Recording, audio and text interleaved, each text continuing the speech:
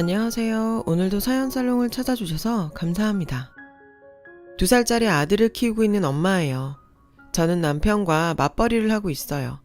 마음 같아서는 아들 옆에 꼭 붙어서 아기 때 모습을 하나도 놓치지 않고 지켜보고 싶지만 현실이 그걸 막네요.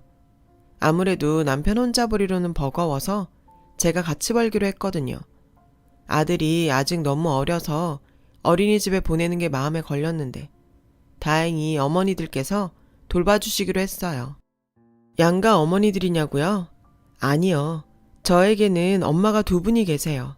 한 분은 낳아주신 엄마고 다른 한 분은 길러주신 엄마죠. 저는 2분 다 그냥 엄마라고 불러요. 그건 저희 남편도 마찬가지고요. 저에게는 친정아빠가 없어요.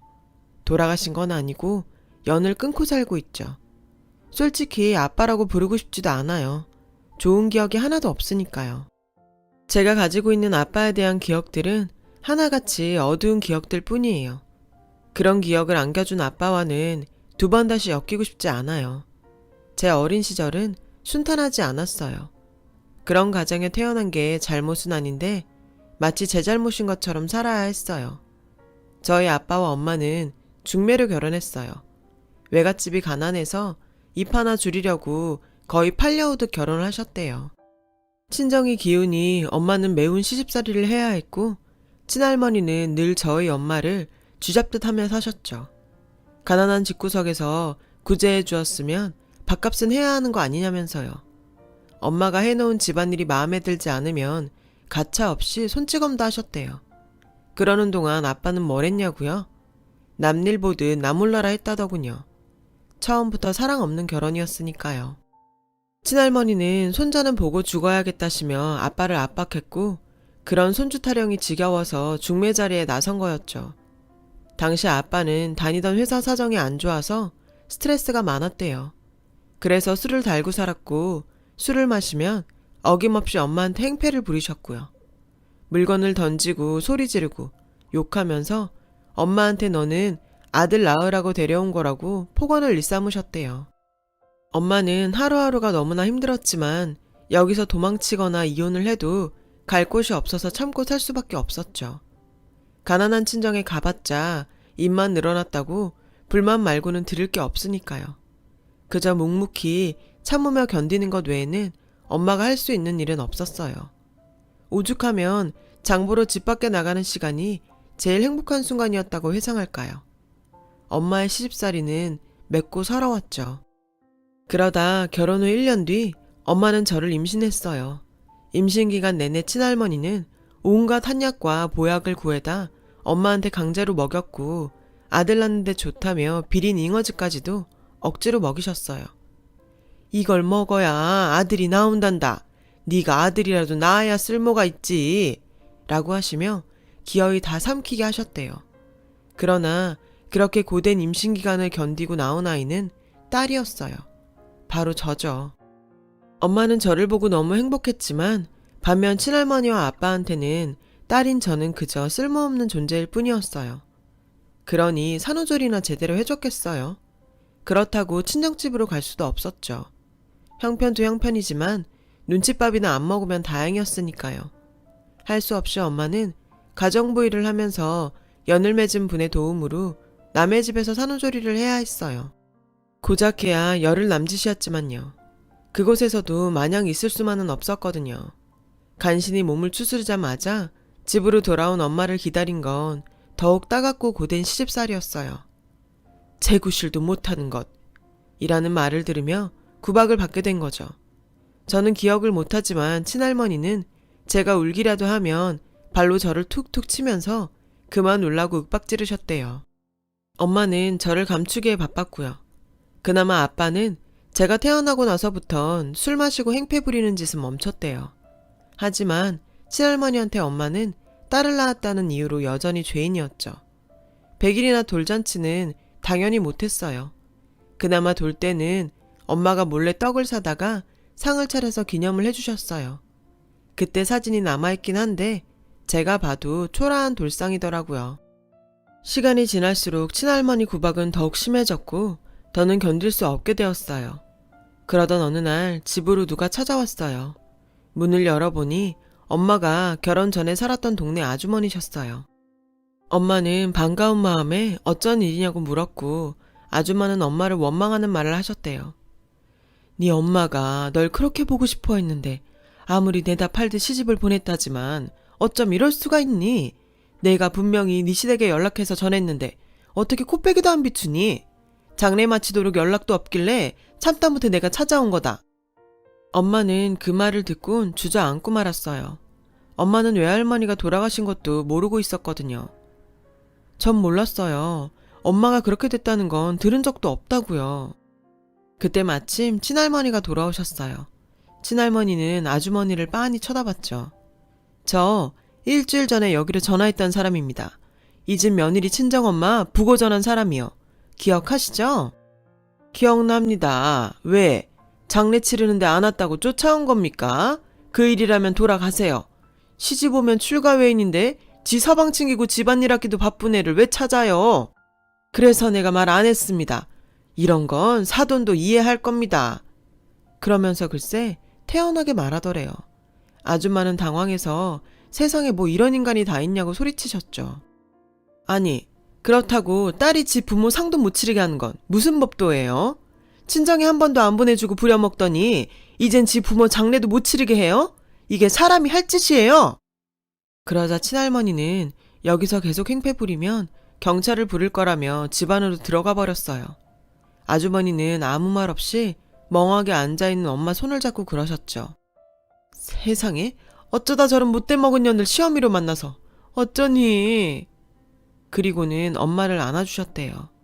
엄마는 아주머니를 끌어안고 한참을 서럽게 울어야 했죠. 복달아나니까 울려거든 나가서 울어. 친할머니의 호통에 엄마는 울음을 닦았어요. 그리고는 친정엄마 산소에 간다며 아주머니를 따라 나섰죠. 그 후로 엄마는 돌아오지 않았어요. 친할머니는 길길이 날뛰었어요. 집에다가 혹 하나 떨어뜨리고 지만 살겠다고 도망갔네. 엄마가 집을 나가자 친할머니는 고작 5살인 저를 보며 소리치셨어요. 아빠 역시 이런 상황이 당황스러웠죠. 그리고 다음 날부터는 저는 엄마가 받던 구박을 고스란히 받으며 살아야 했어요. 할머니는 엄마가 떠나자마자 바로 아빠의 재혼을 독촉하셨어요. 여자들 사진을 들고 와 선을 보라고 닥달하셨죠. 네 애미가 지금 이 나이에 저것 돌본다고 뼈가 빠진다. 애 키울 사람은 있어야 하지 않겠냐. 당신이 저를 돌본 게 뭐가 있다고 그런 식으로 말하는 건지 참 어이가 없었죠. 아무튼 아빠는 제가 7살 때 재혼을 하셨어요. 새엄마도 가난한 집안의 딸이었어요. 아니, 더 심했어요. 부모님도 돌아가시고 하나뿐인 언니는 다른 곳으로 시집가서 연락도 안 되는 상황이었으니까요. 새엄마도 저희 엄마와 다르지 않았어요. 오자마자 시집살이 당하고 아들 낳으란 구박을 들었죠. 아빠도 마찬가지였고요. 새엄마는 고된 집안일을 하면서도 저를 사랑으로 돌봐주셨어요. 처음 만나던 날부터 따뜻하게 안아주셨죠. 처음에는 새엄마가 어색했어요. 그때까지도 친엄마의 기억을 가지고 있어서 엄마가 둘이라는 사실이 혼란스러웠거든요. 새엄마는 그런 제 마음을 알고 이해하며 제가 마음을 열기를 기다려주셨어요. 그런 새엄마의 모습에 저는 조금씩 마음을 열 수 있었고 8살이 되어 초등학교에 입학할 때는 자연스럽게 엄마라고 부르며 여느 집 엄마와 딸 같은 사이가 되었어요. 돌이켜보면 친할머니의 괴팍한 행동과 아빠의 냉담한 태도로 인해 버티기 힘든 시간이었지만 그래도 새엄마와 함께 있을 수 있어서 버틸 수 있었던 것 같아요. 아빠는 다시 술을 마시기 시작했고 제 친엄마한테 그랬던 것처럼 새엄마한테 행패를 부리기 시작했어요. 또 다시 회사 사정이 안 좋아지기 시작했거든요. 그러던 어느 날이었어요. 제가 초등학교 4학년이 되던 날이었죠. 새벽녘에 엄마가 저를 흔들어 깨웠어요. 세영아, 일어나서 얼른 옷 입어. 아무 소리 내지 말고. 엄마는 이미 옷을 다 입고 계셨고 저는 졸린 눈을 비비면서 옷을 챙겨 입었어요. 엄마는 그 사이에 큰 가방에 제 옷과 책을 챙기셨어요. 그리고는 제 손을 잡고 발소리를 죽여 밖으로 나갔어요. 한참을 걷다가 으슥한 골목에 있던 여관에 닿았고 그곳에서 엄마와 저는 밤을 보냈어요. 그리고 다음날 아침 엄마 손에 이끌려 버스 터미널로 가서 고속버스를 타게 되었죠. 전 어디 가는 거냐고 물었어요. 이제 엄마랑 세영이랑 둘이서만 살 거야. 그러니까 엄마 손 놓치면 안 돼. 그 말에 놀라기는 했지만 솔직히 좋았어요. 늘 괴롭히고 폭언만 일삼던 친할머니와 툭하면 술을 먹고 와서는 엄마를 때리는 아빠를 더 이상 보지 않아도 되니까요.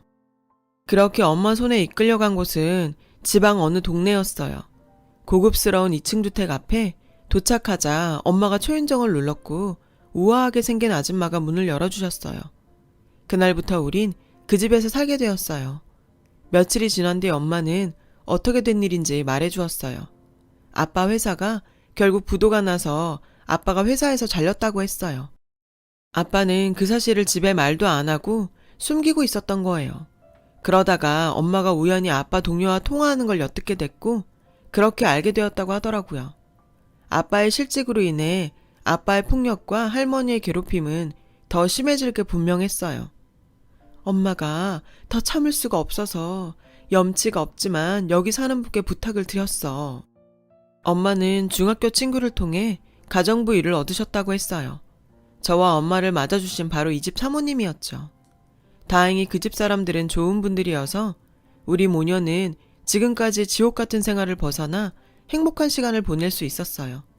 비록 우리 집도 아니고 남의 집에 얹혀 살며 가정부 딸이란 소리를 들으며 놀림을 받았지만 그래도 친가에서 살던 때를 생각하면 이 정도는 아무것도 아니었죠. 엄마는 오로지 저 하나 잘 키우기 위해 누구보다 열심히 일하셨어요. 마치 자신이 낳은 자식처럼 키우셨죠. 엄마한테는 이제 너밖에 없어. 엄마가 종종 했던 말이에요. 저에게도 엄마뿐이었죠. 그렇게 우리 모녀는 서로를 의지하면서 함께 살아갔어요. 엄마가 일하시는 집 사모님은 마음이 좋으신 분이셔서 제가 학교 다닐 때 필요한 학용품이나 옷가지들도 사주시곤 했어요. 그 집은 아들이 하나 있었는데 해외로 유학을 떠나서 집에는 사모님과 사장님 뿐이었죠. 사장님이 출근하시면 사모님은 혼자 집에 계셨는데 적적하신지 종종 저와 함께 놀아주셨어요. 덕분에 저는 고등학교까지 무난히 잘 다닐 수 있었어요. 사실 성적은 대학에 갈 성적이 나왔어요. 하지만 일찌감치 대학은 포기하고 취업 준비를 하고 있었죠. 엄마가 열심히 일하면 너 대학은 보낼 수 있어. 그러니까 대학 가라. 응? 엄마는 제게 대학에 가라고 설득했지만 저는 대학엔 미련이 없다고 빨리 취업해서 돈을 벌고 싶다고 했어요. 사실 정말 대학에 미련이 없기도 했고요. 고등학교를 졸업하고 얼마 뒤 저는 20살이 되었어요. 그리고 우리 모녀는 10년 넘게 살았던 사모님 댁을 나와 이사를 했죠. 그동안 모은 돈으로 낡고 작기는 하지만 우리 모녀가 살 빌라를 구했거든요. 사모님은 무척 섭섭해 하셨지만 그러면서도 축하해 주셨어요. 우리 모녀가 어떻게 살았는지 잘 아시니까요. 이사를 한 날 엄마와 저는 짜장면도 시켜 먹고 케이크를 사다가 이사 기념 축하도 했어요. 이제부터 진짜 둘이 살게 됐으니 남들처럼 한번 잘 살아보자고 다짐도 했죠. 이후 저는 취직을 해서 회사에 다니게 되었어요. 엄마도 집만 나왔을 뿐이지 사모님 댁 일은 계속 하셨고요. 그리고 저는 일한 지 3년이 되던 해에 지금의 남편을 만나서 연애를 하게 됐고 2년 정도 연애를 하고는 결혼을 하게 되었어요. 그러면서도 고민도 많았죠. 남편과는 학벌도 그렇고 집안 사정도 차이가 엄청났으니까요. 그런데 저는 고졸 출신에 돈도 없고 새엄마와 도망쳐 사는 처지니까요. 그런데 무슨 운인지 제가 정말 좋은 시댁을 만났지 뭐예요. 상견례 자리에서 시어머님은 저희 집 사정을 깔보기보다는 오히려 그동안 고생 많았겠다며 위로해 주셨어요. 저희 엄마한테 존경스러운 어머니라며 이런 분과 사돈을 맺게 되어 오히려 영광이라고 하셨죠. 정성스럽게 키운 딸을 보내주시는 것도 감사한데 뭐 들려 보내실 필요 없습니다. 저희는 그냥 세영이 하나면 됩니다. 혼수랑 예단도 마다하시며 몸만 오라고 하시더라고요. 시어머님의 말에 저희 엄마는 눈물을 흘리셨어요. 고맙고 죄송하다고요. 좋은 시부모님 덕에 저와 남편은 걱정 없이 결혼 준비를 할 수 있었어요. 그렇게 결혼식 날짜를 잡고 본격적으로 결혼 준비를 시작했어요. 하루는 엄마와 웨딩드레스를 보러 가게 되었어요. 제 웨딩드레스를 보고 남편 예복도 예약할 예정이었거든요. 엄마와 수다를 떨면서 웨딩드레스를 둘러보는데 어디선가 소란소란 소리가 들렸어요. 엄마와 동시에 그 방향을 돌아보니 어느 가족이 싸우고 있더라고요. 그런데 가족 구성이 조금 이상했어요. 중년 부부와 그의 딸로 보이는 제 또래의 여자가 있었어요. 그리고 그 옆에는 저희 엄마와 비슷한 연배의 여자가 한 명 더 있었죠. 아, 진짜 왜 데리고 와서는 짜증나게! 젊은 여자가 화를 내며 소리쳤어요. 진정해. 그냥 가방 들어주는 사람이다 생각하고 네가 참아. 중년 여자가 달래더라고요. 그 옆에 다른 여자는 죄인처럼 고개를 숙이고 있었죠. 그때였어요. 제 귀를 때리는 소리가 들린 것. 일단 밥부터 먹고 오자. 그 목소리는 분명 아빠 목소리였어요. 엄마도 알아챘는지 놀란 눈으로 저를 쳐다봤어요. 우리는 그쪽으로 다가갔어요. 가까이 가보니 중년 남자는 다름 아닌 아빠더군요. 엄마와 저는 너무 놀라서 뒷걸음질을 치려는데 하필 그때 아빠랑 눈이 마주치고 말았어요. 아빠는 놀란 저를 보다가 제 뒤에 있는 엄마를 발견하곤 눈이 커지더군요. 시간이 흘러 저는 못 알아봤지만 엄마는 한눈에 알아보는 눈치였어요. 그때였죠. 옆에서 젊은 여자가 누군데 그러냐고 묻더군요. 아빠는 아무 말도 하지 않았어요. 기가 막히더라고요. 엄마랑 제가 집을 나가고 또 재혼을 한 모양이었어요. 이번에도 딸 낳아서 저 정도로 잘 키우고 사는 걸 보니 신기하더군요. 순간 저도 모르게 용기가 났어요. 축하드려요. 3번 결혼하셔서 겨우 운명 찾으신 것 같네요. 그 말에 아빠는 당황했고 옆에 두 여자도 덩달아 당황하더라고요. 유일하게 당황하지 않은 사람은 옆에서 초라하게 고개를 숙이고 있던 저희 엄마 연배의 여자뿐이었어요. 그 여자는 당황하는 대신 고개를 들고 저를 바라보았어요. 그리고 이내 눈에 눈물이 고였죠. 그 모습에 저는 놀라고 말았어요. 그 사람은 바로 저를 버리고 떠난 제 친모였으니까요. 친엄마는 저를 보자 세영아 라고 부르곤 저를 와라 껴안았어요. 저는 그저 멍하게 서 있을 뿐이었죠. 제가 정신을 차린 건 옆에서 들려오는 짜증스러운 목소리 때문이었어요. 아, 뭐야. 드레스 보러 와서 쪽팔리게. 젊은 여자의 말에 저는 정신이 들었어요. 무슨 말을 그딴 식으로 해요? 그쪽보다 나이도 많으신 분한테. 그쪽은 가정교육을 그따위로 받고 자랐나 보죠? 그랬더니 젊은 여자가 발끈하더군요. 아빠는 주변 눈치를 보더니 여기서 이러지 말고 나가서 얘기하자며 제 팔을 잡아 끌었어요. 저는 그 손을 뿌리치고 아빠를 밀치며 말했죠. 함부로 내 몸에 손대지 마세요. 당신이 뭔데 나한테 이러는 건데요? 창피하긴 한가 보죠? 그러게 인생을 왜 그따위로 사셨대요? 창피한 줄 알면 제대로 살았어야지. 젊은 여자와 그녀의 엄마는 아빠를 노려보며 도대체 무슨 사이길래 이러냐고 따져 물었어요. 아빠는 난처한 표정으로 나중에 얘기하겠다고 하더군요. 왜요? 나중에 무슨 거짓말 하려고? 그냥 여기서 말하세요. 저 이 사람 딸이에요. 그리고 당신들이 구박하는 이 여자는 제 친엄마고요. 제 옆에 있는 이분은 아빠의 둘째 부인 제 새엄마예요. 보다시피 이 사람 부인이 여럿이에요. 툭 하면 술 먹고 부인을 두들겨 패고 살아서 제 친모도 새엄마도 이 남자 피해 도망쳐서 살았어요. 저희 엄마가 어떻게 다시 이 사람이랑 살고 있는지는 모르겠지만요. 제 말에 젊은 여자와 그녀의 모친은 충격을 받았는지 얼른 가방을 들고 샵을 나가버렸어요. 아빠는 한숨을 푹푹 쉬며 죽일 듯 저를 노려봤죠. 너 꼭 이렇게 해야 속이 시원하냐? 막말로 내가 널 버렸냐? 네가 날 버리고 네 새엄마랑 야반도주 한 거잖아. 근데 왜 내 탓을 해? 버르장머리 없는 자식 같으니라고. 버르장머리요? 당신이 그런 말 할 자격이 있긴 하고요. 맞아요. 저 제 발로 나갔어요. 왠지 알아요? 안 그럼 당신한테 맞아 죽는 엄마 보게 생겼으니까요. 당신 엄마나 당신이나 인간들 아니잖아. 인간이라면 그러고 살 수 없는 거잖아. 창피한 줄 알고 사세요.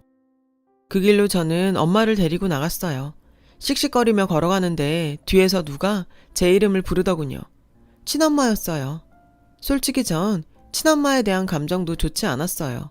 어쨌든 절 버렸으니까요. 친엄마는 당신 얘기 좀 들어달라고 울면서 사정을 했어요.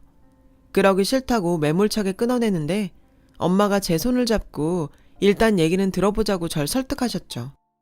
엄마의 말에 저는 더 이상 고집을 부릴 수 없었어요. 우리는 근처 조용한 곳으로 갔어요. 차분히 앉아서 친엄마한테 모든 사정을 들을 수 있었죠. 엄마랑 제가 집을 나간 지 1년 정도 지났을까? 친엄마는 7년 만에 집을 찾아갔대요. 일을 구한 상황이었고 이제 돈도 버니까 절 데리고 가려고 말이죠. 그렇게 도망간 거 너한테는 정말 면목이 없다. 죽을 죄라는 거 알아. 그래도 언젠가 꼭 널 데려오려고 했어. 친엄마는 울면서 그러더군요. 하지만 정작 집에 가보니 저는 없었고 2번의 결혼 실패와 실직으로 망나니가 된 아빠는 친엄마를 보자 붙잡고 놔주지 않았대요. 그렇게 반강제적으로 아빠와 재결합을 하게 된 거죠. 또 다시 힘겨운 생활이 시작된 거죠. 여전히 아빠는 술만 먹으면 엄마를 팼고 친할머니의 표독스런 시집살이도 여전했죠. 다행히 얼마 뒤 친할머니가 돌아가셨고 구박에서는 벗어날 수 있었다더군요. 대신 아빠가 여자들을 끼고 다니기 시작했어요. 애인들에게 돈을 다 퍼주고 엄마를 애인들의 하녀처럼 부리기 시작한 거죠. 현재 만나는 애인은 이혼녀였더군요. 아까 그 젊은 여자의 엄마죠. 엄마 바보야? 옛날처럼 도망이라도 치지 왜 그러고 살아? 저는 울면서 소리쳤어요. 언젠가 세영이 네가 다시 그 집으로 돌아올지 몰라서 그래서 있었어. 그 말을 듣자 새엄마는 친엄마를 꼭 끌어안으셨어요. 한 남자로 인해 힘든 시간을 살아온 두 여자는 한참을 끌어안고 울었어요. 그 모습을 보니 가슴이 무너지더군요. 얼마 뒤 저는 변호사를 대동하고 아빠 집으로 갔어요. 그리고 그 집에서 엄마를 데리고 나왔죠. 시댁에서 도와주신 덕분이었어요. 시아버님이 변호사를 구해주셨거든요. 변호사를 통해 친엄마와 아빠의 이혼 절차를 밟았고 그동안 두 엄마들한테 폭력을 휘두른 것도 소송을 걸어 법정 싸움을 시작했어요. 먼저 친엄마의 이혼 소송이 완료됐고 이혼이 확정됐어요. 얼마 뒤 두 엄마에 대한 폭행 및 감금에 대한 소송도 판결이 났어요. 아빠는 두 엄마한테 위자료와 배상금을 물게 되었죠. 그러자 아빠는 전전긍긍하며 애인이란 여자한테 도움을 청했지만 애인은 그날 이후 아빠한테 5만 정이 다 떨어졌다며 연락하지 말라고 문전박대를 했다더군요. 아빠는 돈도 다 잃고 철저히 혼자 남게 된 거죠. 그리고 저는 두 엄마를 모시고 결혼식을 올렸어요. 지금은 제 아들의 할머니로 더없이 행복하게 살고 계시죠. 두 분은 마치 친자매처럼 사이가 얼마나 돈독한지 몰라요. 가난한 집에 태어나 고생을 했던 두 엄마는 서로의 상처를 보다듬으며 그렇게 살고 계세요. 덕분에 저는 암흑 같던 상황 속에서도 온전한 성인으로 자랄 수 있었어요. 저는 정말 운이 좋은 사람입니다. 한스러운 인생을 사셨지만 저 하나 지켜내기 위해서 두 엄마가 제게 주신 사랑을 잊지 않고 앞으로도 두 분의 딸로 열심히 살아가려고 해요. 저 행복할게요. 긴 사연을 들어주셔서 감사드려요. 들어주신 모든 분들 꽃길만 걸으세요. 여러분, 사연 댓글에 응원과 현명한 조언 부탁드려요. 좋아요와 구독은 저에게 큰 힘이 됩니다. 오늘도 좋은 일 가득하세요.